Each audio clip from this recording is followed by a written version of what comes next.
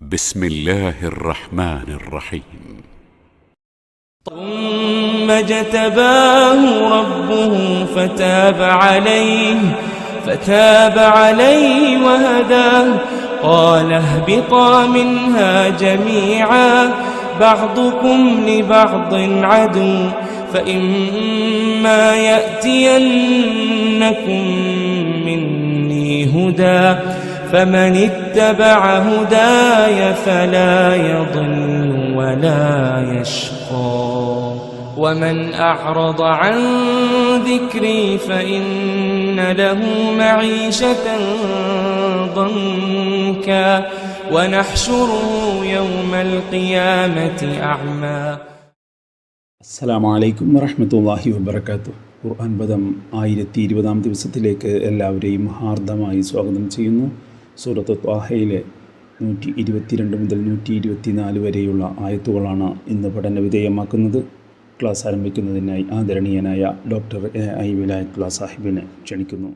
അസ്സലാമു അലൈക്കും വറഹ്മത്തുള്ളാഹി വബറകാതുഹു. അഊദു ബില്ലാഹി മിനശ് ശൈത്വാനിർ റജീം. ബിസ്മില്ലാഹിർ റഹ്മാനിർ റഹീം. ثم اجتباه ربه فتاب عليه وهدى قال اهبطا منها جميعا بعضكم لبعض عدو فإما يأتينكم مني هدى فمن اتبع هداي فلا يضل ولا يشقى ومن أعرض عن ذكري فإن له معيشة ضنكا ونحشره يوم القيامة أعمى. صدق الله العلي العظيم. സൂറത്ത് താഹയിലെ 122 മുതൽ 124 വരെയുള്ള ആയത്തുകളാണ് ഞാൻ നിങ്ങളെ കേൾപ്പിച്ചിട്ടുള്ളത്. അല്ലാഹു സുബ്ഹാനഹു വ തആല ആദമിനെയും ഹവ്വയെയും ജന്നത്തിൽ പാർപ്പിച്ച കാര്യം ആ ഘട്ടത്തില് ശൈത്താൻ അവരിൽ ദുർബോധനം ചെയ്തുകൊണ്ട് അവരെ അല്ലാഹുവിന്റെ നിർദ്ദേശങ്ങൾ വിസ്മരിക്കാനും അല്ലാഹുവിന്റെ കൽപ്പനകള് ധിക്കരിക്കാനും ഒക്കെ അല്ലെങ്കിൽ അനുസരണക്കേട് കാണിച്ചുകൊണ്ട്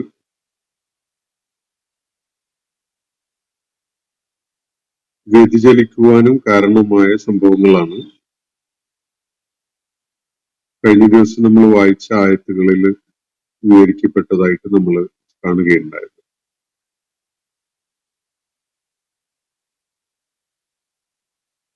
ശൈത്താൻ അവരെ വ്യാമോഹിപ്പിക്കുകയും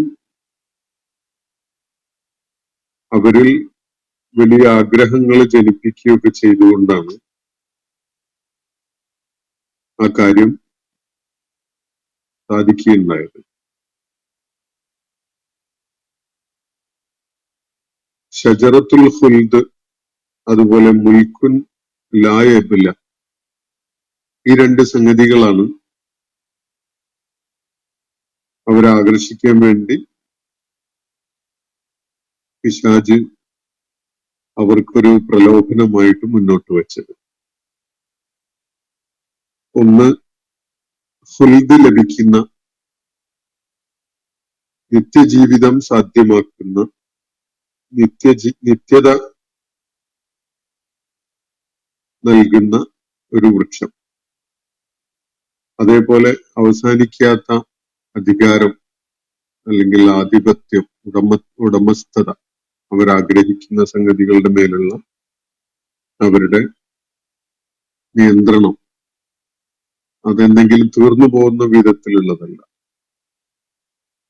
അപ്പൊ എന്നെന്നും സുഖക്ഷേമമുള്ള അവസ്ഥയിൽ നിത്യമായി കഴിയാം എന്ന പ്രതീക്ഷ നൽകിക്കൊണ്ടാണ് ജന്നത്തില് ആദമിനെയും ഹവ്വയെയും പിശാച് പ്രലോഭിപ്പിച്ചുകൊണ്ട് അള്ളാഹു ഏർപ്പെടുത്തിയിരുന്ന വിലക്ക് ലംഘിക്കാൻ അവരെ പ്രേരിതരാക്കുകയുണ്ടായത്. അതിനെ തുടർന്ന് അവര് ആ വിലക്കപ്പെട്ട ആ വൃക്ഷത്തിൽ നിന്ന് ഫലം പറിച്ച് തിന്നുകയും അവരുടെ നഗ്നത അതിനെ തുടർന്ന് വെളിപ്പെടുകയും ചെയ്തു. അവരിരുവർക്കും അവരുടെ നഗ്നത വെളിപ്പെടുകയും ചെയ്തു.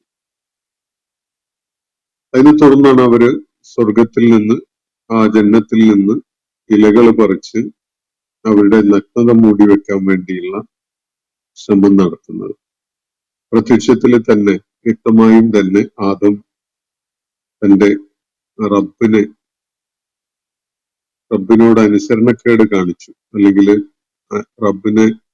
റബ്ബിന്റെ വിലക്കുകളെ ലംഘിക്കുകയും അതുവഴി മാർഗച്യുതി സംഭവിച്ച ആളായി മാറുകയും ചെയ്തു എന്നാണ് അള്ളാഹു ഇവിടെ കാണിക്കുന്നത്. അതിൽ വിവരണത്തിന്റെ ഭാഗമായിട്ട് നമ്മൾ മനസ്സിലാക്കിയ ഒരു സംഗതി, ആദം വഴിപിഴക്കുന്നതിന് അദ്ദേഹത്തെ പ്രലോഭിപ്പിച്ചു വഴിപിഴപ്പിക്കുന്നത് ഹവ്വയാണ് എന്ന ഒരു തെറ്റിദ്ധാരണ ബൈബിളിന്റെ വിവരണം കാരണമായിട്ട് പ്രചാരത്തിലുണ്ട്. അത് വസ്തുതാപരമല്ല എന്നതാണ് ഖുർആന്റെ വിവരണത്തിൽ നിന്ന് മനസ്സിലാക്കാൻ സാധിക്കുന്നത്. സർപ്പരൂപത്തില് പിശാച് ഹവ്വയെ സമീപിച്ച് ആദ്യം അവരെ ഈ മാർഗച്യുതിയിലേക്ക് നയിച്ചതിന് ശേഷം അവരുടെ പ്രലോഭനത്തില് ആദം അലൈഹിസ്ലാമും അങ്ങനെ മാർഗച്യുതിയിലേക്ക് നീങ്ങുകയാണ് ഉണ്ടായത് എന്ന വിധത്തിലുള്ള ഒരു വിവരണം. അത് മനുഷ്യന്റെ സ്വാഭാവികമായ ഭാവനയിലൊക്കെ രൂപപ്പെട്ടു വരാനിടയുള്ള ഒരു വിവരണം മാത്രമാണ്. യഥാർത്ഥത്തിൽ അങ്ങനെ ഒരു പാപഭാരം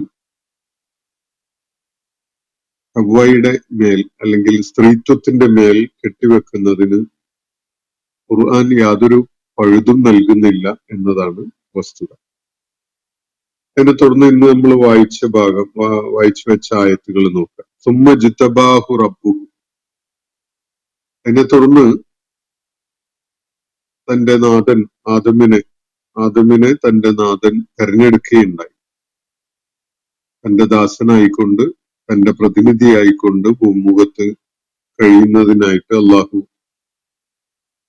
ആദം അലൈഹിസ്ലാമിനെ തെരഞ്ഞെടുത്തു ഖലീഫയാകുന്നതിന് വേണ്ടി. ഫതാബ അലൈഹി. എന്നിട്ട് അദ്ദേഹത്തിന്റെ പശ്ചാത്താപം അവൻ സ്വീകരിക്കുകയും വഹദ, അദ്ദേഹത്തിന് ആവശ്യമായ ജീവിത മാർഗദർശനം നൽകുകയും ചെയ്തു. ആദം അലൈഹി ഇസ്ലാം ജന്നത്തിൽ കഴിഞ്ഞിരുന്ന ആ സന്ദർഭത്തില് അള്ളാഹു വെച്ചിരുന്ന വിലക്ക് അദ്ദേഹത്തിന്റെ വിസ്മൃതി കാരണവും അശ്രദ്ധ കാരണവും ഒക്കെയായിട്ട് ലംഘിക്കുകയാണ് ഉണ്ടായത്. എന്നാൽ അള്ളാഹു അദ്ദേഹത്തോട് വലിയ കനിവ് കാണിക്കുകയാണ് തുടർന്ന്. ആദം അലൈഹി ഇസ്ലാം പശ്ചാത്തപിച്ചു മടങ്ങി അള്ളാഹുവിനോട് തൗബ ചെയ്തു എന്നത് ഖുർആൻ വേറെ പലയിടത്തും വ്യക്തമാക്കുന്നുണ്ട്. അദ്ദേഹം തെറ്റുതിരുത്തിക്കൊണ്ട് പശ്ചാത്താപം കാണിച്ചുകൊണ്ട് നടത്തിയ പ്രാർത്ഥന, റബ്ബനാ ളലംനാ അൻഫുസനാ വഇൻ ലം തഗ്ഫിർ ലനാ വതർഹംനാ ലനകൂനന്ന മിനൽ ഖാസിരീൻ എന്ന വിധത്തിലുള്ളതാണ്. സൂറത്തുൽ അഅറാഫിൽ അല്ലാഹു ഇത് വ്യക്തമാക്കുന്നുണ്ട്. ഞങ്ങളുടെ നാഥ, ഞങ്ങളോട് തന്നെ അതിക്രമം ചെയ്തു പോയി. നീ ഞങ്ങൾക്ക് പുറത്തു തരികയും ഞങ്ങളോട് കരുണ കാണിക്കുകയും ചെയ്യുന്നില്ലെങ്കിൽ ഞങ്ങള് വലിയ നഷ്ടകാരികളിൽ പെട്ടുപോകും എന്നാണ് ആദം അലൈഹി ഇസ്ലാം പശ്ചാത്തപിച്ചുകൊണ്ട് അള്ളാഹുവിനോട് പ്രാർത്ഥിക്കുന്നത്. അപ്പോ ഈ പശ്ചാത്താപം സ്വീകരിക്കുകയും അദ്ദേഹത്തിന് ഹിദായത്ത് നൽകുകയും ചെയ്തു എന്നാണ് അള്ളാഹു ഇവിടെ സൂചിപ്പിക്കുന്നത്. തുമ്മ ജിത്തബാഹു റബ്ബുഹു. പിന്നീട് അദ്ദേഹത്തിന്റെ നാഥൻ അദ്ദേഹത്തെ തെരഞ്ഞെടുത്തു. ഈ ജിത്തബ എന്ന് പറഞ്ഞാൽ തെരഞ്ഞെടുത്തു എന്നാണ്. അദ്ദേഹത്തെ തെരഞ്ഞെടുത്തു. ഇവിടെ എന്തിനു വേണ്ടി തെരഞ്ഞെടുത്തു എന്നത് ഈ സന്ദർഭത്തിൽ നിന്ന് സൂചന ലഭിക്കുന്നില്ല. ആദമിനെ ഒരു വിവർത്തനം അനുസരിച്ച് ആദമിനെ അള്ളാഹു വീണ്ടെടുത്തു എന്നാണ്. ആദം അള്ളാഹുവിനെ അനുസരിക്കാതിരുന്ന ഒരു രീതിയിലേക്ക് പോയ അവസ്ഥയിൽ നഷ്ടകാരിയായി മാറിയ ആ സന്ദർഭത്തിൽ ആദമിനെ ആ അവസ്ഥയിൽ നിന്ന് അദ്ദേഹത്തെ വീണ്ടെടുത്തുകൊണ്ട് അള്ളാഹുവിന്റെ പ്രതിനിധിയായി ജീവിക്കാൻ, ഖലീഫയായിട്ട് അള്ളാഹുവിനെ അനുസരിക്കുന്നവനായിക്കൊണ്ട് തന്നെ ജീവിക്കാൻ അവസരം നൽകപ്പെടുന്ന വിധത്തിൽ വീണ്ടും അദ്ദേഹത്തെ അള്ളാഹു തെരഞ്ഞെടുത്തു എന്നാണ് ഇവിടെ സൂചിപ്പിക്കുന്നത്. അപ്പോ തുമ്മ ജിത്തബാഹു റബ്ബുഹു, ആദമിനെ അദ്ദേഹത്തിന്റെ നാഥൻ, അദ്ദേഹത്തിന്റെ റബ്ബ് വീണ്ടും തെരഞ്ഞെടുക്കുകയുണ്ടായി. അള്ളാഹുവിന്റെ പ്രതിനിധിയായിക്കൊണ്ട് ഭൂമുഖത്ത് അള്ളാഹുവിനെ അനുസരിക്കുന്നവനായിക്കൊണ്ട് നിലകൊള്ളാൻ വേണ്ടി. അങ്ങനെയാണ് അള്ളാഹു അദ്ദേഹത്തിന്റെ പശ്ചാത്താപം സ്വീകരിക്കുന്ന, തൗബ സ്വീകരിക്കുന്നതും അദ്ദേഹത്തിന് തുടർന്ന് ഹിദായത്ത് നൽകുന്നത്, മാർഗദർശനം നൽകുന്നത്. എന്നിട്ട് ആ സന്ദർഭത്തിൽ അള്ളാഹു പറയുകയുണ്ടായത് ഇങ്ങനെയാണ്: ഇഹ്ബിത മിൻഹ ജമിയ, നിങ്ങൾ എല്ലാവരും ഇവിടെ നിന്ന് പോകണം. ഈ ജന്നത്തിൽ നിന്ന് ഇനി നിങ്ങൾക്ക് വസിക്കാൻ അവസരമില്ല. ഇവിടുന്ന് നിങ്ങൾ എല്ലാവരും ഇറങ്ങിപ്പോകണം. ബാലുക്കും ലി ബാലിൻ അദുവ്വുൻ, നിങ്ങളിൽ ഒരു കൂട്ടർ മറ്റൊരു കൂട്ടരുടെ എന്ന് പറഞ്ഞാൽ നിങ്ങൾ പരസ്പരം ശത്രുക്കളാണ്. ഇമ്മ യഅ്തിയന്നകും മിന്നീ ഹുദൻ, എന്റെ പക്കൽ നിന്ന് നിങ്ങൾക്ക് മാർഗദർശനം ലഭിക്കും. അങ്ങനെ ലഭിക്കുന്ന മുറക്ക് ഫമൻ ഇത്തബഅ ഹുദായ, ഞാൻ പകർന്നു നൽകുന്ന ആ മാർഗദർശനം ആരാണോ പിന്തുടരുന്നത്, ഫലാ യളില്ലു വലാ യഷ്ഖ, അങ്ങനെ പിന്തുടരുന്ന ആള് പിഴച്ചവനാവുകയില്ല, അതുപോലെ ഭാഗ്യദോഷിയാവുകയും ഇല്ല. ഈ കാര്യമാണ് അള്ളാഹു ആ ഘട്ടത്തിൽ അവരോട് പറയുന്നത്. അപ്പൊ അള്ളാഹു ആദ്യം നൽകുന്ന നിർദ്ദേശം ഇഹ്ബിത മിൻഹ ജമിയ, ഇവിടുത്തെ ആ ജന്നത്തിലെ അവരുടെ അവസരം അവസാനിച്ചിരിക്കുന്നു. യഥാർത്ഥത്തിൽ അതൊരു ശിക്ഷയായിട്ട് അള്ളാഹു കൽപ്പിക്കുന്ന കാര്യമല്ല, മറിച്ച് ജന്നത്തിൽ അവരെ പാർപ്പിച്ചിരുന്നത് ഒരു പരീക്ഷണത്തിന് അവരെ വിധേയരാക്കുന്നതിന് വേണ്ടിയാണ്. അതുകൊണ്ട് ഇപ്പോ ജന്നത്തിൽ നിന്ന് പോകാൻ വേണ്ടി പറയുന്നത് ആദം അലൈഹി ഇസ്ലാമിന് സംഭവിച്ച പിഴവിന്റെ പേരിലുള്ള ശിക്ഷ എന്നുള്ള നിലക്കല്ല, അങ്ങനെ ഖുർആൻ സൂചിപ്പിക്കുന്നില്ല. മറിച്ച് ജന്നത്തിന് താൽക്കാലികമായിട്ടൊരു പരീക്ഷണത്തിന് വേണ്ടിയും ചില കാര്യങ്ങൾ ആദം അലൈഹി ഇസ്ലാമിനെ പഠിപ്പിക്കുന്നതിന് വേണ്ടിയും ആണ് താമസിപ്പിച്ചിരുന്നത്.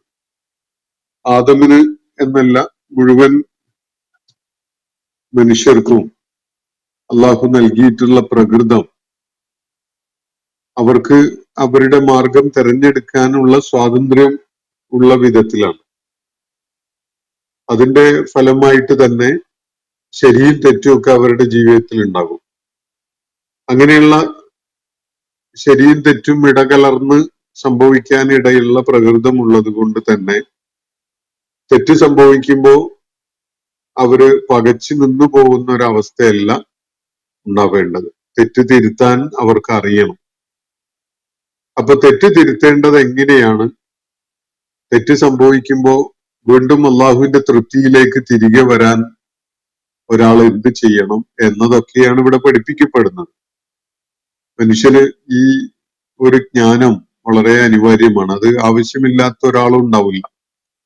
ആദമിന്റെ മുഴുവൻ മക്കളും ഖത്താഊനാണ്, തെറ്റ് ചെയ്യാൻ സാധ്യതയുള്ള, തെറ്റ് പറ്റാനിടയുള്ളവരാണ്. അവരിൽ ഏറ്റവും ഉത്തമരായ ഖത്താഉകളില് ഏറ്റവും ഉത്തമരായവര് അത്തവ്വാബൂനാണ്.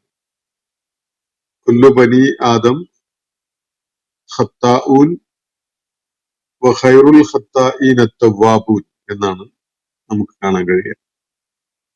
അപ്പോ ഖത്അ ചെയ്യുന്ന, തെറ്റ് ചെയ്തു പോകുന്നവരാണ് ആദമിന്റെ മക്കൾ. കാരണം അവന് ഒരൊറ്റ വഴിയല്ല, അവന്റെ മുന്നിൽ രണ്ട് വഴിയാണ് അള്ളാഹു വെച്ചിരിക്കുന്നത്. ഫഹദൈനാഹുൻ നജ്ദൈൻ എന്ന് ഖുർആൻ പറയുന്നത് കാണാം.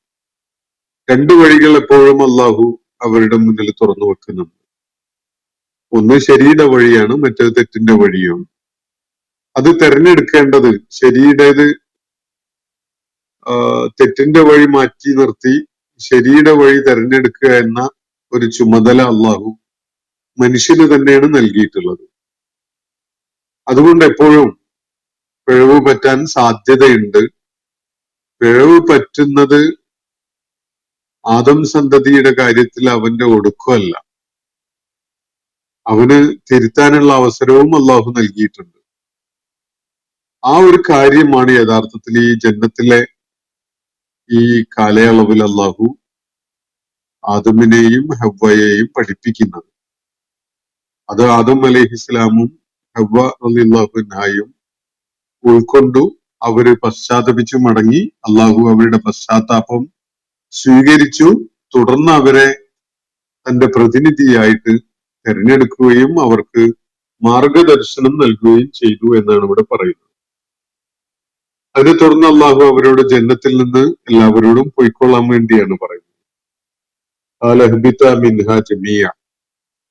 ഇവിടെ ജമിയ എന്നൊരു വാക്ക് സൂചിപ്പിക്കുന്നത് ഒരു സംഘം തന്നെ അവര് പുറത്തു പോകേണ്ടതുണ്ട് എന്നതാണ്.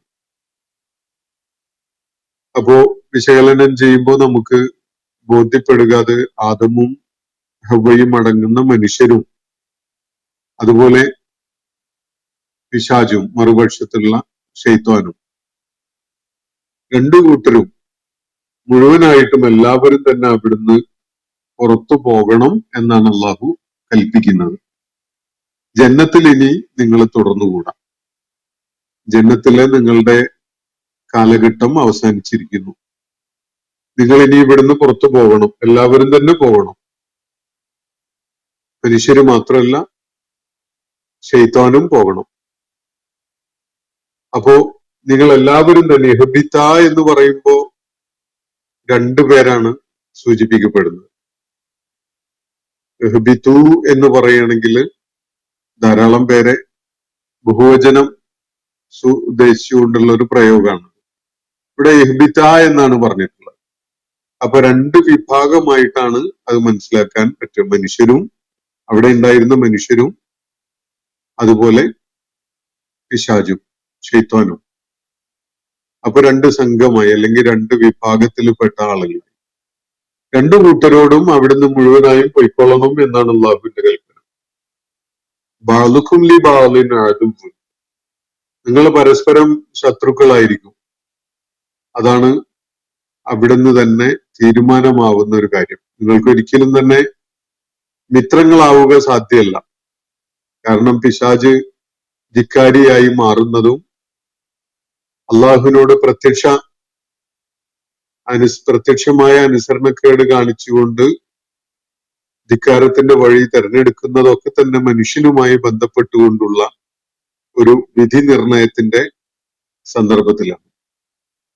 അള്ളാഹു മണ്ണിൽ നിന്ന്, കളിമണ്ണിൽ നിന്ന് അള്ളാഹു സൃഷ്ടിച്ച മനുഷ്യനെ,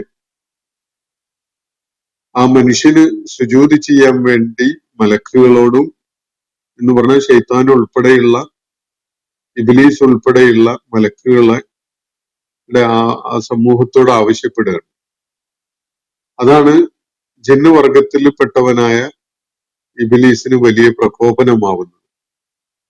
എന്നെ തീ കൊണ്ടാണല്ലോ സൃഷ്ടിച്ചിട്ടുള്ളത്, എന്നിട്ട് മണ്ണുകൊണ്ട് സൃഷ്ടിക്കപ്പെട്ട ആദമിന് ഞാൻ സുജൂദ് ചെയ്യുകയോ എന്ന അഹങ്കാരത്തോടു കൂടിയുള്ള ഒരു ചോദ്യമാണ് അവൻ തിരികെ ചോദിക്കുന്നത്.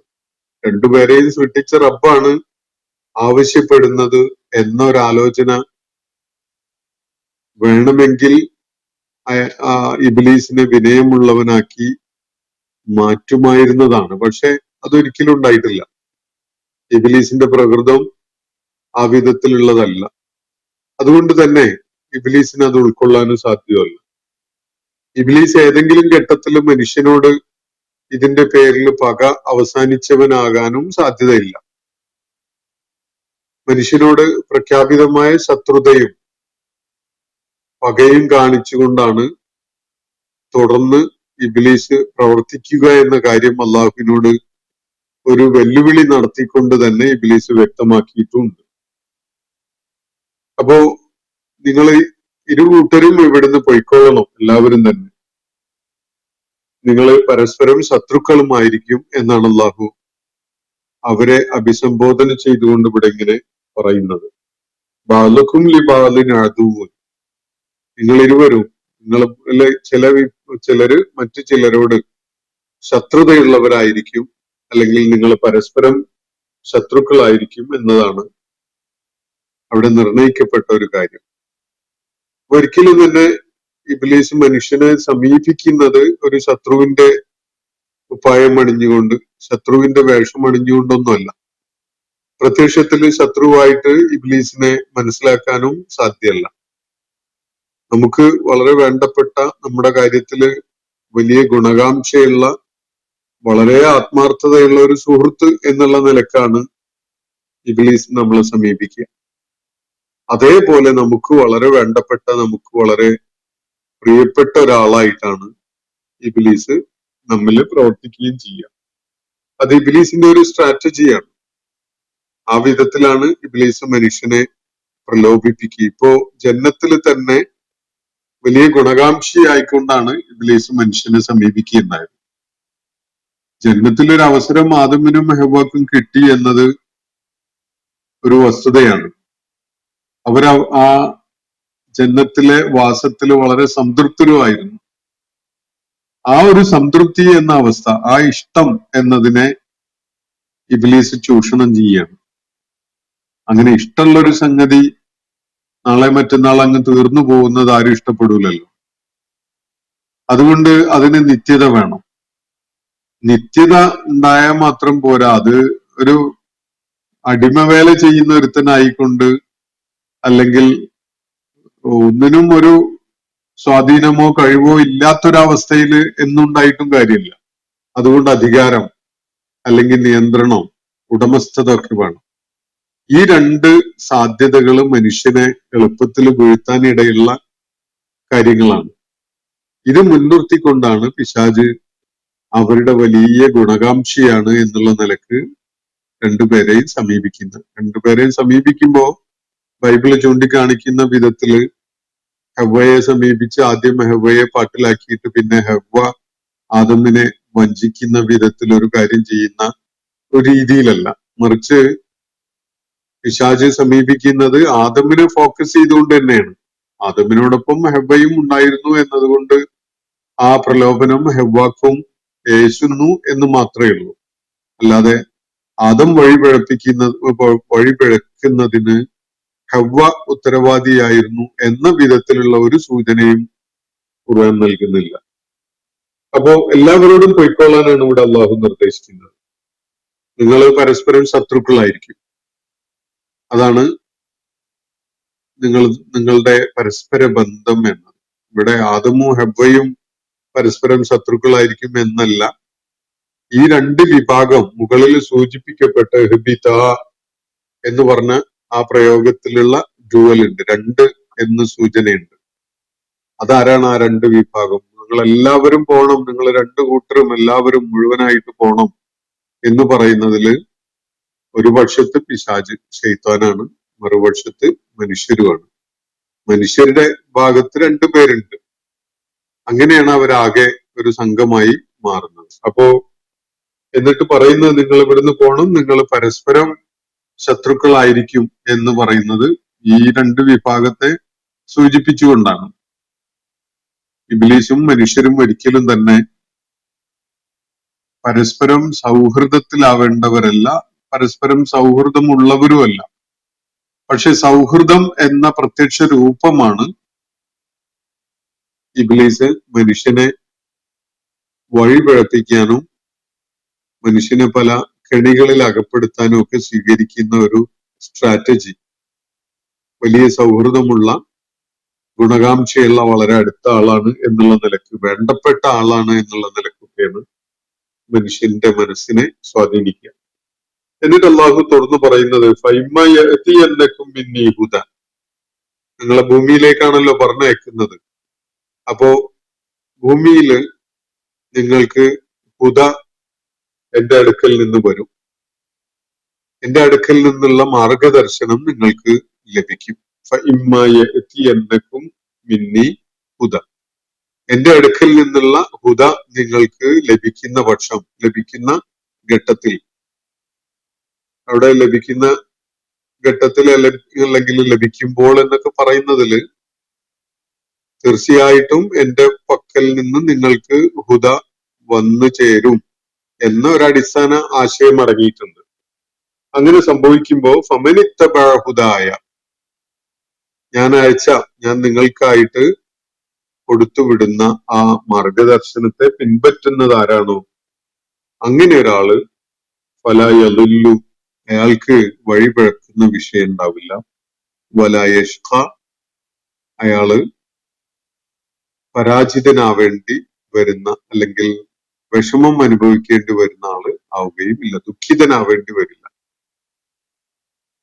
അപ്പോ പരാജയം ഏറ്റുവാങ്ങിയതിന്റെ പേരിലുള്ള വിഷമം അനുഭവിക്കുന്നവൻ ആവേണ്ടി വരികയും ഇല്ല. അള്ളാഹുവിന്റെ ഷഖീ എന്ന് പറഞ്ഞ ദൗർഭാഗ്യവാൻ എന്നാണ് അതിന്റെ അർത്ഥസൂചന. സഈദ് എന്നുള്ളതാണ് സൗഭാഗ്യവാൻ എന്നതിനുള്ള പ്രയോഗം. അപ്പോ ഷഖീ ആവേണ്ടി വരില്ല, ലലാലത്തിലേക്ക് അകപ്പെടുകയില്ല, അതുപോലെ ദൗർഭാഗ്യവാനാകേണ്ടിയും വരില്ല. അള്ളാഹു നിങ്ങൾക്കായിട്ട് അയക്കുന്ന ഹുദ പിൻപറ്റാൻ സന്നദ്ധനാകുന്നുവെങ്കിൽ, അല്ലെങ്കിൽ ആരെങ്കിലും സന്നദ്ധനാവുന്നുവെങ്കിൽ അവർക്ക് വഴിപിഴക്കുന്ന വിഷയം ഉണ്ടാവില്ല, അവർ ലലാലത്തിലാവില്ല, മറിച്ച് അതുപോലെ ഷഖീ ആകേണ്ടി വരികയും ചെയ്യില്ല. എന്നാൽ എല്ലാവരുടെയും കാര്യത്തിൽ അള്ളാഹു ആ സൗഭാഗ്യം ഓഫർ ചെയ്യുന്നില്ല. അള്ളാഹു ഇവിടെ പറഞ്ഞത്, അള്ളാഹുവിന്റെ അടുക്കൽ നിന്നുള്ള ഹുദ നിങ്ങളിലേക്ക് തീർച്ചയായിട്ടും എത്തും. അങ്ങനെ എത്തുമ്പോ അത് പിൻപറ്റുന്നവര് ലലാലത്തിലാവുകയില്ല, അതുപോലെ ദൗർഭാഗ്യവാനാവുകയും ഇല്ല എന്നതാണ്. എന്നാൽ വമൻ അറളഅൻ ദിക്രി, എന്റെ ഉണർത്തൽ, എന്റെ ഓർമ്മപ്പെടുത്തൽ, എന്റെ ഉത്ബോധനം, അതിൽ നിന്ന് മുഖം തിരിച്ചു കളയുന്ന ആളുകൾ, യഥാർത്ഥത്തിൽ മനുഷ്യന് നേരത്തെ അറിയാവുന്ന ഒരു കാര്യമാണ് ഈ പ്രവാചകന്മാരൊക്കെ ഉത്ബോധിപ്പിക്കുന്നത്. ആലമുൽ അർവാഹിൽ തന്നെ മുഴുവൻ ആത്മാക്കളെയും മുൻനിർത്തിക്കൊണ്ട് അള്ളാഹു അവരിൽ നിന്നൊരു കരാറ് സ്വീകരിച്ച കാര്യം ഖുർആൻ പറയുന്നുണ്ട്. സൃഷ്ടിപ്പിനെ തുടർന്ന് മുഴുവൻ മനുഷ്യരും അള്ളാഹുവിനെ റബ്ബായി അംഗീകരിച്ചുകൊണ്ട് അവന് വഴിപ്പെട്ടവരായിക്കൊണ്ട് അള്ളാഹുവിന് വിധേയത്വം പ്രഖ്യാപിച്ചിട്ടുള്ളതാണ്. പക്ഷെ മനുഷ്യൻ വിസ്മൃതിയിലേക്ക് പോകും. അങ്ങനെ സ്വന്തം സ്വത്വത്തെക്കുറിച്ചും ദൗത്യത്തെക്കുറിച്ചും ഉത്തരവാദിത്വത്തെക്കുറിച്ചൊക്കെ വിസ്മൃതിയിലാണ്ടു പോകുന്ന മനുഷ്യൻ പൂർണ്ണമായിട്ടും അള്ളാഹുവിനെ തന്നെ വിസ്മരിക്കും. അങ്ങനെ വിസ്മരിക്കുന്ന ഘട്ടങ്ങളില് അവനെ ആ കാര്യങ്ങളെക്കുറിച്ച് ഉത്ബുദ്ധനാക്കുന്നതിന്, ഓർമ്മപ്പെടുത്തുന്നതിന്, ഉണർത്തുന്നതിനാണ് അള്ളാഹു പ്രവാചകന്മാരെയും അതുപോലെ അവരുമായി ബന്ധപ്പെട്ടുകൊണ്ടുള്ള ദൗത്യ നിർവഹണത്തെയും ഒക്കെ സംവിധാനിച്ചിട്ടുള്ളത്. അപ്പൊ അള്ളാഹുവിടെ സൂചിപ്പിക്കുന്നത്, എന്റെ പക്കൽ നിന്നുള്ള ഉണർത്തലായിട്ട്, ഓർമ്മപ്പെടുത്തലായിട്ട്, അല്ലെങ്കിൽ ഉത്ബോധനമായിട്ട് വന്നു ചേരുന്ന ആ സത്യമാർഗം അല്ലെങ്കിൽ ഹിദായത്ത്, അതിൽ നിന്ന് ആരെങ്കിലും മുഖം തിരിച്ചു കളയുന്നുവെങ്കിൽ ഇന്ന ലഹു മഈശത്തൻ ലങ്ക, അവന് തീർച്ചയായിട്ടും ഒരു ഇടുക്കമുള്ള ഒരു ജീവിതം അവിടെ ഉണ്ടാകും. മഈശത്ത് എന്ന് പറഞ്ഞാൽ ജീവിതം എന്നാണ്. ലങ്ക് എന്ന് പറഞ്ഞാല് വളരെ ആശ്വാസമുള്ള, വിശാലതയുള്ളതല്ല, ഇടുക്കമുള്ള ജീവിതം. ഇടുക്കമുള്ള ജീവിതം തീർച്ചയായിട്ടും അള്ളാഹുവിനെ വിസ്മരിച്ചവർക്കും അള്ളാഹുവിന്റെ ഓർമ്മപ്പെടുത്തലിൽ നിന്നും മുഖം തിരിച്ചവർക്കും ഒക്കെ ഉണ്ടാകും എന്നാണ് അള്ളാഹുവിടെ വാഗ്ദാനം ചെയ്യുന്നത്. വനഹ്ശുറുഹു യൗമൽ ഖിയാമത്തി അഅമ, എന്നിട്ട് പിന്നെ നാം അവനെ അന്ത്യനാളിൽ, ഉയർത്തെഴുന്നേൽപ്പ് നാളിൽ അന്ധനായിട്ടാണ് ഉയർത്തെഴുന്നേൽപ്പിക്കുക എന്നാണ്, ഒരുമിച്ച് കൂട്ടുക എന്നാണ് അള്ളാഹുവിടെ പറയുന്നു. വനശ്ശുറുഹു, നഹ്ഷുറുഹു എന്ന് പറഞ്ഞാൽ അതിനാണ് ഈ വാക്കുന്നാണ് മഹ്ശറ് വരുന്നത്, ഒരുമിച്ച് കൂട്ടുക. നാം അവരെ ഒരുമിച്ച് കൂട്ടുന്നു, അല്ലെ അവനെ നമ്മിലേക്ക് ഒരുമിച്ച് കൂട്ടും. എങ്ങനെയാണ്? യൗമൽ ഖിയാമത്തി, ഉയർത്തെഴുന്നേൽപ്പ് നാളില്. ഏതവസ്ഥയിലായിരിക്കും അയാള്? ആഴ്മ, അന്ധനായിട്ട്, ഒന്നും കാണാത്തവനായിട്ട്. അപ്പോ ഒന്നും കാണാൻ കഴിയാത്ത അന്ധനായിട്ടാണ് നാം അവനെ, എന്ന് പറഞ്ഞാൽ നാം കൊടുത്തുവിട്ട ഹിദായത്ത്, നാം അവന്റെ ശ്രദ്ധയിലേക്ക് കൊണ്ടുവന്ന ഓർമ്മപ്പെടുത്തൽ അല്ലെങ്കിൽ ഉത്ബോധനം, ഇതിൽ നിന്നൊക്കെ മുഖം തിരിച്ചു കളഞ്ഞ ആളുകൾ, അത് കേൾക്കാനോ മനസ്സിലാക്കാനോ എന്നിട്ട് അതിൽ നിന്ന് പ്രയോജനം നേടാനോ സന്നദ്ധരാവാതെ ജീവിച്ച ആളുകൾ, അത്തരം ആളുകൾക്ക് തീർച്ചയായിട്ടും അവരെ നാം ഉയർത്തെഴുന്നേൽപ്പ് നാളില് ഒരുമിച്ച് കൂട്ടുന്നത് അന്ധരായിട്ടായിരിക്കും. അവർക്ക് അന്ധതയായിരിക്കും അന്നുള്ള അവസ്ഥ. ആ വിധത്തിലാണ് നാം അവരെ ഒരുമിച്ച് കൂട്ടുക.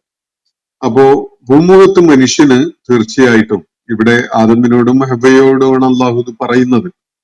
നിങ്ങൾ ഇവിടെ ഇനി ഈ ജന്നത്തില് തുടർന്നുകൂടാ, നിങ്ങൾ ഇവിടുന്ന് പോകണം. നിങ്ങൾക്ക് ഭൂമിയില് നമ്മുടെ പക്കൽ നിന്നുള്ള മാർഗദർശനം വന്ന് കിട്ടും. അത് നിങ്ങൾക്കും നിങ്ങളുടെ സന്തതികൾക്കും ഒക്കെ നമ്മുടെ ഭാഗത്ത് നിന്നുള്ള ഹുദ എത്തിച്ചേരും. അപ്പൊ ആ ഹുദയോട് നിങ്ങൾ എന്ത് നിലപാട് സ്വീകരിക്കണം? അതൊരു ഓർമ്മപ്പെടുത്തലാണ്. നിങ്ങൾ വിസ്മൃതിയിലായി പോയ ചില സുപ്രധാനമായ കാര്യങ്ങളുടെ വിഷയത്തില് നിങ്ങളെ ചില കാര്യങ്ങൾ ഓർമ്മപ്പെടുത്തുന്നതിന് വേണ്ടിയാണ് നമ്മുടെ പക്കൽ നിന്നുള്ള ഹുദ വരുന്നത്. നിങ്ങൾക്ക് തന്നെ അത് അറിയാം, നിങ്ങളുടെ വിസ്മൃതിയില് അത് മറഞ്ഞു കിടക്കുന്നുണ്ട്. പക്ഷെ അത് ഓർമ്മപ്പെടുത്താൻ വേണ്ടി നമ്മുടെ പക്കൽ നിന്നുള്ള ദൂതന്മാർ മാർഗദർശനവുമായിട്ട് നിങ്ങളുടെ അടുക്കൽ വരും. അങ്ങനെ വരുമ്പോ നിങ്ങൾ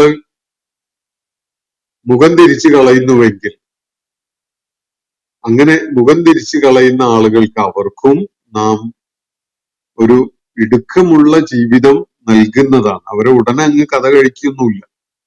അവർക്ക് വേണ്ട ജീവിത വിഭവങ്ങളും സൗകര്യങ്ങളൊക്കെ ഭൂമുഖത്തുണ്ടാവും. അപ്പൊ സ്വാഭാവികമായിട്ടും ഇവിടെ രൂപപ്പെട്ടു വരുന്ന ഒരു സംശയം ഉണ്ടാവും. അതിനു മുമ്പ് ഞാൻ ഈ ആയത്തിന്റെ വിവരണം പൂർണ്ണമായിട്ട് പറയാം.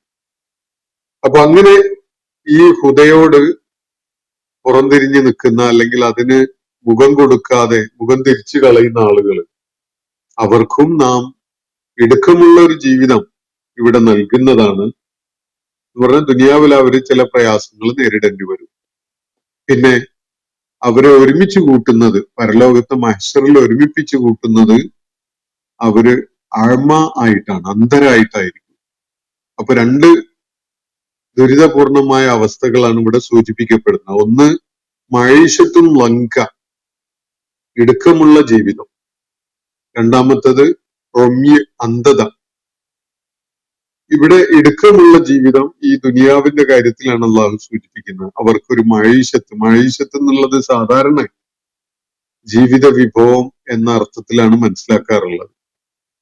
അപ്പോ പലരും ധരിച്ചു വെക്കാൻ സാധ്യതയുള്ളത് അവർക്ക് ദാരിദ്ര്യവും കഷ്ടപ്പാടും ബുദ്ധിമുട്ടും ഒക്കെയുള്ള ഒരു ജീവിതം ഇവിടെ ഉണ്ടാവും. ജീവിക്കാൻ പറ്റും, പക്ഷെ കുറച്ച് ബുദ്ധിമുട്ടൊക്കെ ഉള്ള വിധത്തിലായിരിക്കും എന്നാണ്. അപ്പോ സ്വാഭാവികമായിട്ടും ആളുകൾ എത്തിച്ചേരുന്ന ഒരു കൺക്ലൂഷൻ, സത്യവിശ്വാസികൾ എന്ന് പറഞ്ഞാൽ അള്ളാഹുവിന്റെ മാർഗദർശനം ഉൾക്കൊള്ളാൻ സന്നദ്ധരായ ആളുകൾക്ക് വളരെ സുഭിക്ഷമായി, വളരെ ഐശ്വര്യത്തില്, വലിയ വിശാലമായ സാഹചര്യങ്ങളിലൊക്കെ ജീവിക്കാൻ കഴിയും.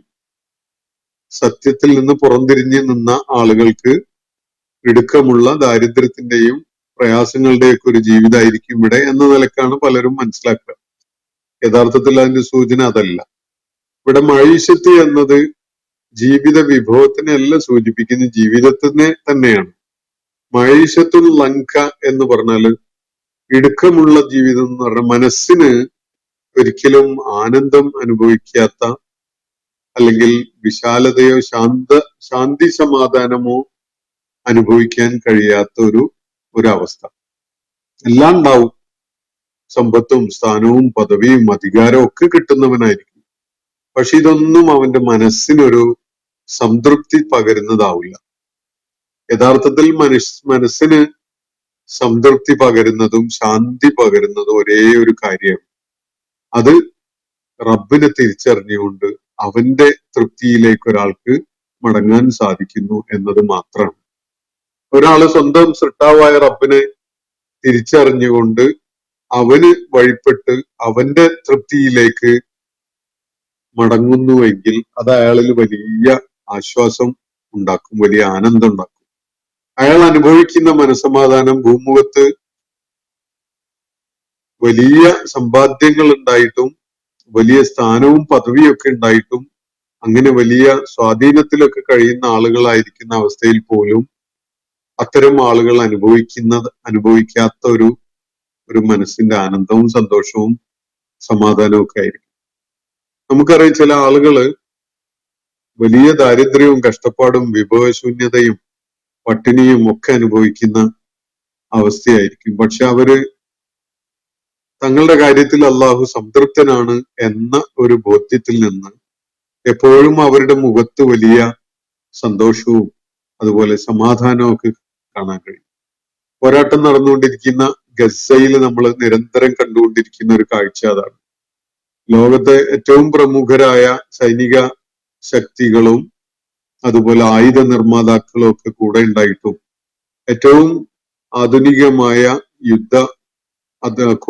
പടക്കോപ്പുകളും സജ്ജീകരണങ്ങളും ഒക്കെ ഉണ്ടായിട്ടും ഇസ്രായേൽ പക്ഷത്ത് നമ്മൾ കാണുന്നത് അവര് ഏത് പ്രതിസന്ധികളിലും വല്ലാതെ അപ്സെറ്റ് ആയിട്ട് അവര് വലിയ ആഘാതം അനുഭവിക്കുന്നവരും മനഃശാന്തി നഷ്ടപ്പെട്ടവരും ഒക്കെ ആയിട്ടാണ്. ഇപ്പൊ സമീപകാലത്തുണ്ടായ ഗസയിലെ ഏറ്റുമുട്ടലിന്റെ ഒരു പശ്ചാത്തലത്തിൽ തന്നെ മിക്ക ഇസ്രായേലി സൈനികരും അവരുടെ മനോനില താളം തെറ്റിയതാവാതെ മാറാൻ വേണ്ടി, അല്ലെങ്കിൽ താളം തെറ്റിയ അവസ്ഥയിൽ നിന്ന് വീണ്ടും ഒരു ശാന്തിയുള്ള അവസ്ഥയിലേക്ക് തിരിച്ചു കൊണ്ടുവരാൻ വേണ്ടി പല മനഃശാസ്ത്രജ്ഞരുടെയും സഹായം തേടിക്കൊണ്ടിരിക്കുകയാണ് എന്നാണ് റിപ്പോർട്ടുകൾ വെളിപ്പെടുത്തുന്നത്. എന്നാൽ ഇപ്പുറത്ത് സത്യവിശ്വാസികളുടെ പക്ഷത്ത് നിന്ന് ഗസയില് ഫലസ്തീനികളുടെ പക്ഷത്ത് നിന്ന് പോരാടുന്ന ഹമാസിന്റെയും അതുപോലെയുള്ള വിഭാഗങ്ങളുടെയൊക്കെ ആളുകൾ, അവർക്ക് നഷ്ടങ്ങളുടെ ഒരു നീണ്ട കഥ തന്നെയാണ് പറയാനുണ്ടാവുക. നിത്യവും അവർക്ക് വേണ്ടപ്പെട്ടവരെ നഷ്ടപ്പെട്ടുകൊണ്ടിരിക്കുകയാണ്. നിത്യവും അവര് ദാരിദ്ര്യവും അതുപോലെ വിഭവശൂന്യതയും അനുഭവിച്ചുകൊണ്ടിരിക്കുകയാണ്. ആശ്വാസത്തിന് ഒന്ന് കയറിക്കിടക്കാനുള്ള ഒരു കൂര പോലും ഇല്ലാത്ത അവസ്ഥയില് ആയിരക്കണക്കിന് മനുഷ്യരങ്ങനെ മുകളിൽ ആകാശം താഴെ ഭൂമി എന്ന അവസ്ഥയിൽ കഴിയുന്നുണ്ട്. പക്ഷെ ഇവരുടെ മുഖത്ത് നമുക്ക് അവരുടെ ചിത്രങ്ങൾ, വീഡിയോസ്, ന്യൂസിലൊക്കെ കാണാൻ പറ്റും. അവരുടെ മുഖത്ത് വലിയ സമാധാനം നിഴലിക്കുന്ന സന്തോഷം തന്നെ പ്രകടമാകുന്നത് നമുക്ക് നിരന്തരം കാണാൻ സാധിക്കുകയാണ്. അപ്പോ ഇത് അള്ളാഹുവിലുള്ള വിശ്വാസത്തിന്റെ ഒരു പ്രതിഫലനമായിട്ടുണ്ടാവുന്ന ഒരു മനസ്സമാധാനവും മനഃശാന്തിയൊക്കെയാണ്. അപ്പുറത്തുള്ളവർക്ക് വേണ്ട വിഭവങ്ങളും സ്വാധീനവും അധികാരവും അതുപോലെ പലതും അവരുടെ കൂടെ ഉണ്ടാകും.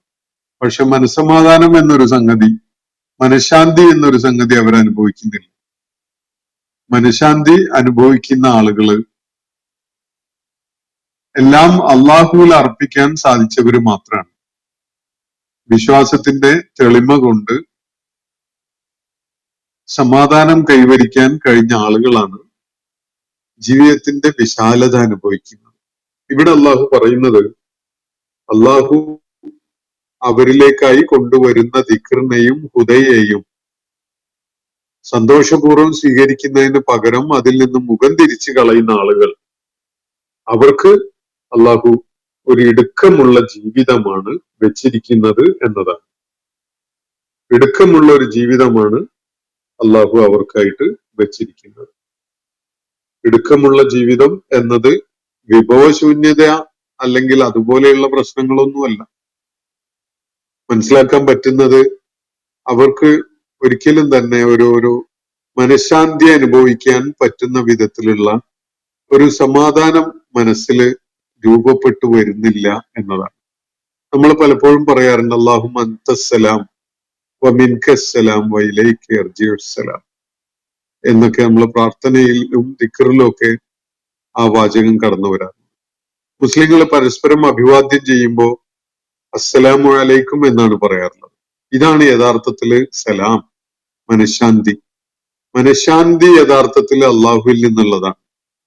അള്ളാഹുവിൽ നിന്ന് മാത്രമാണ് ഒരാൾക്ക് മനഃശാന്തി കൈവരിക്കാൻ സാധിക്കുക. ഒരാൾ അള്ളാഹുവിനെ റബ്ബായി അംഗീകരിച്ചുകൊണ്ട് അവനെ ഉൾക്കൊണ്ടുകൊണ്ട് അവന് കീഴ്പ്പെട്ടുകൊണ്ട് അവന് വിധേയത്വം പ്രഖ്യാപിച്ചുകൊണ്ടുള്ള നിലപാട് സ്വീകരിക്കുന്ന ആ നിമിഷം മുതൽ അയാൾ അനുഭവിക്കുന്ന മനസ്സിന്റെ ഒരു ഭാരക്കുറവ്, അതാണ് സലാം എന്ന് പറയുന്ന സംഗതി. എത്ര തന്നെ വിഭവങ്ങള് ഉണ്ടായിരുന്നാൽ പോലും ഒരാള് മനസ്സിന്റെ അകത്ത് അനുഭവിക്കുന്ന ഒരു ഇടുക്കമുണ്ട്, ഒരു ശാന്തി ഇല്ലായിക. അതാണ് മഈശത്തുൻ ലങ്ക എന്ന വിധത്തിൽ ഇവിടെ വിവരിക്കപ്പെട്ടിട്ടുള്ളത്. അപ്പോ അള്ളാഹു നൽകുന്ന മാർഗദർശനത്തിൽ നിന്നും മുഖം തിരിച്ചു കളയുകയും അള്ളാഹുവിന്റെ ഓർമ്മപ്പെടുത്തലായിട്ട് മനുഷ്യരിലേക്ക് എത്തുന്ന പ്രവാചകന്മാരുടെയും അതുപോലെ മാർഗദർശക ഗ്രന്ഥങ്ങളുടെയും ഒക്കെ അല്ലെങ്കിൽ ദൈവിക മാർഗത്തില് മനുഷ്യരെ ഉണർത്തുന്നതിന് വേണ്ടി അവരെ ബോധവാന്മാരാക്കുന്നതിന് വേണ്ടി പ്രവർത്തിച്ചുകൊണ്ടിരിക്കുന്ന തരം ആളുകളുടെയൊക്കെ അവരുടെയൊക്കെ പരിശ്രമങ്ങൾ ഉണ്ടാകുമ്പോൾ അതിൽ നിന്ന് പുറംതിരിഞ്ഞു കളയുന്ന, മുഖം തിരിച്ചു കളയുന്ന ആളുകൾ, അത്തരം ആളുകൾക്ക് അവർക്ക് ഭൂമുഖത്ത് ഇടുക്കമുള്ള ഒരു ജീവിതം തീർച്ചയായിട്ടും ഉണ്ടാകും എന്നാണ് അള്ളാഹു ഇവിടെ സൂചിപ്പിക്കുന്നത്. ജീവിതം ഉണ്ട് അവർക്ക്. ഇവിടെ ഒരു മഈശത്ത് അവർക്ക് ഒരു കാലം കഴിച്ചു കൂട്ടാൻ അള്ളാഹു നിശ്ചയിച്ച അതിൽ വരെ അവർക്ക് സാധിക്കും. പക്ഷെ അത് എത്ര വിഭവങ്ങളും സൗകര്യങ്ങളും ഒക്കെ ഉണ്ടെങ്കിലും അത് ലങ്ക് എന്ന് പറയാവുന്ന വിധത്തിലുള്ള ഇടുക്കമുള്ളതായിരിക്കും. ഒരു വലിയ ഐശ്വര്യവും അതുപോലെ വിഭവങ്ങളും സാധ്യതകളും പദവികളും ഒക്കെ ഉണ്ടെങ്കിലും അതുകൊണ്ട് കൈവരിക്കാൻ മനസ്സിന് ഒരു സന്തോഷവും സംതൃപ്തിയും അതുപോലെ സമാധാനവും കൈവരിക്കാൻ സാധിക്കുന്നില്ലെങ്കിൽ ആ വിഭവങ്ങളൊക്കെ ഇരിക്കെ തന്നെ അതൊരു മഈശത്തുൻ ലങ്ക ആയിരിക്കും എന്നതാണ് നമുക്ക് മനസ്സിലാക്കാൻ സാധിക്കുന്നത്. ഇനി അന്ത്യനാളില് അങ്ങനെ ഒരാളെ ഒരുമിപ്പിച്ചു കൂട്ടാൻ അള്ളാഹു അവനെ ഒരുമിപ്പിച്ചു കൂട്ടുന്നത് ഏതു വിധത്തിലായിരിക്കും? അള്ളാഹുവിന്റെ അടുക്കലേക്ക് തിരികെ കൊണ്ടുവരുന്നത് യൗമൽ ഖിയാമത്തി വനഹ്ശുറുഹു യൗമൽ ഖിയാമത്തി അഅമ, അന്ധനായിക്കൊണ്ടായിരിക്കും. ഒമ്യ അനുഭവിക്കുന്നവനായിട്ട്, കാഴ്ച ഇല്ലാത്തവനായിക്കൊണ്ടാണ് അവന് അള്ളാഹുവിന്റെ അടുക്കല് തിരികെ എത്തുക. മനുഷ്യരെ എല്ലാവരെയും അള്ളാഹു ഒരുമിപ്പിച്ചു കൂട്ടുന്ന ആ ഉയർത്തെഴുന്നേൽപ്പിന്റെ നാളിൽ യൗമുൽ ഖിയാമയില് അന്ധരായിക്കൊണ്ടാണ് അവര് വന്നു ചേരുക. അപ്പൊ ഈ അന്ധരായിട്ട് വരുന്ന ഘട്ടത്തില് അവര് ചില അവിശ്വസനീയതയോടുകൂടി ചില കാര്യങ്ങളൊക്കെ ചോദിക്കുന്ന കാര്യം തുടർന്ന് അള്ളാഹു പറയുന്നുണ്ട്.